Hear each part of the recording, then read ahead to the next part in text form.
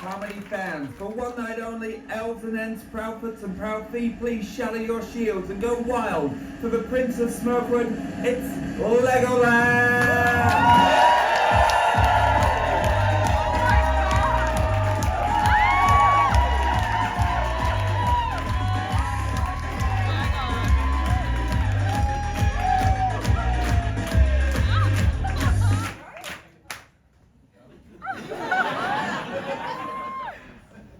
This is called observational comedy.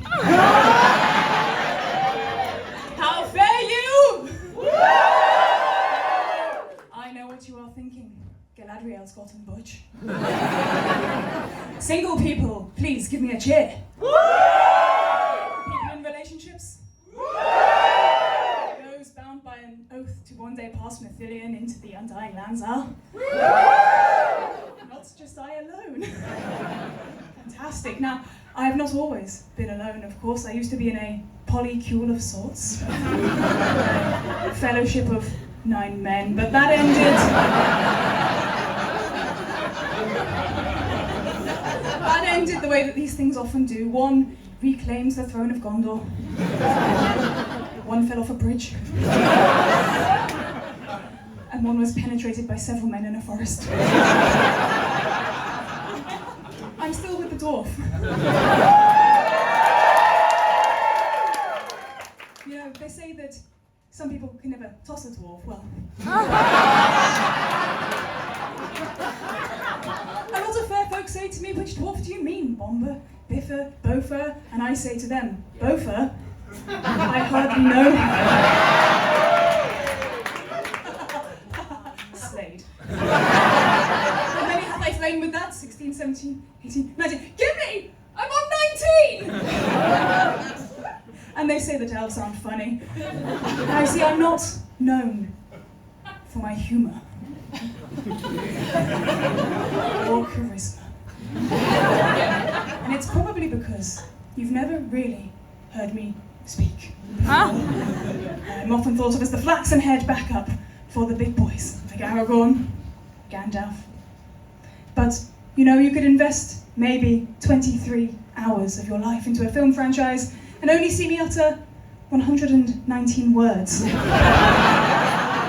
I checked. But tonight, you will remember me for my humour of men. I mean my lad joke. Why is your mother like a dwarf in the forest? I can hear her coming from 100 paces. Now we are having fun. Let us roast these small folk. Where are you from? Newcastle. I live in a wood.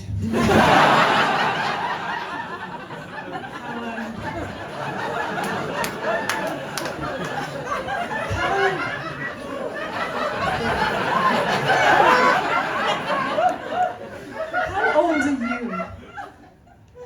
You look as though you have lived a life age of this earth. Haha, roasted. Tomorrow the red sun shall rise because blood has been spilled this night.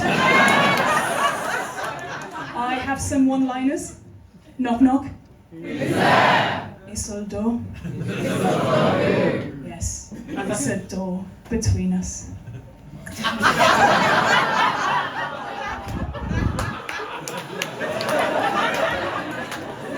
Some people ask me how to get more skilled with a bow, and I tell them, well, you can only aim to improve. I would be demonstrating my bowmanship for you this night, but I've been told not to discharge my weapon inside. If you ask me, it is elfin safety gone mad.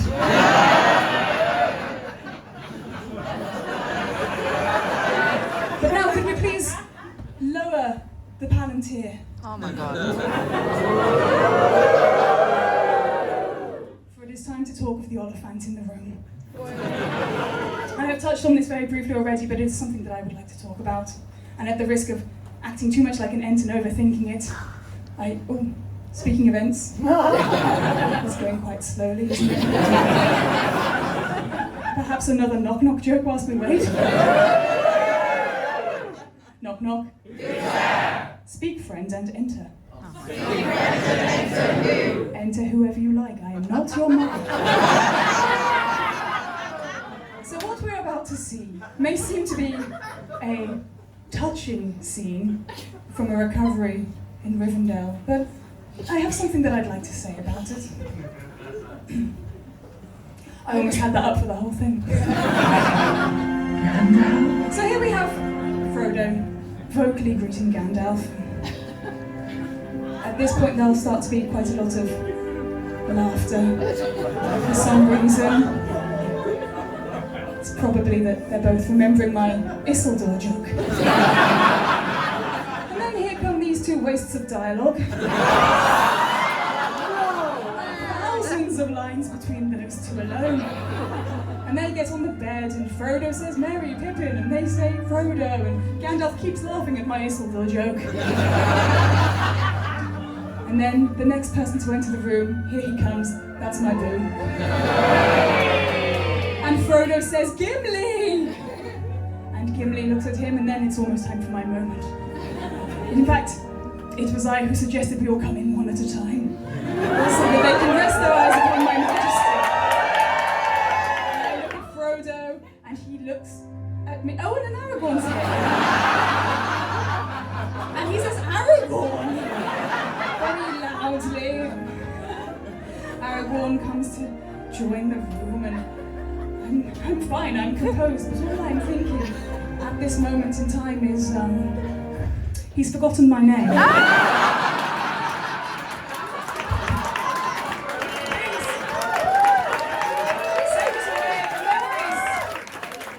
Send it back. From whence it came, the memories are too painful. But